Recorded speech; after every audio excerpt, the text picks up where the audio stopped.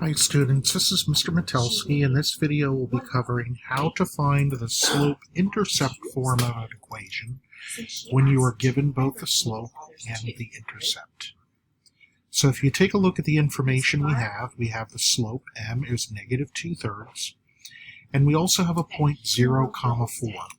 So this represents the y-intercept, or the point where the graph crosses the y-axis, and it always is in the format 0, a number, and in our case the number happens to be 4.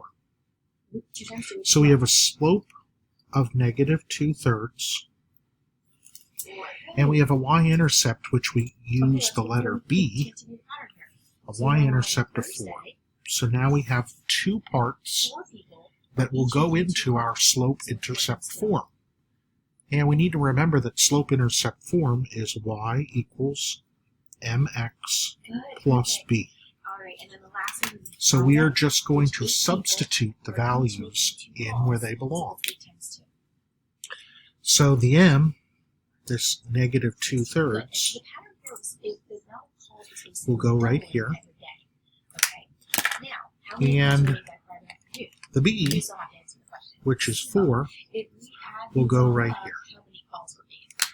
So we're just going to plug in y equals m, which is negative 2/3, times x plus b, and b is 4.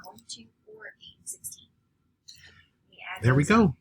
That's our answer. So our final answer is y equals negative 2/3 x plus 4. So this case is actually the easiest case to get into slope-intercept form because you're actually given the two very things that are needed to write it.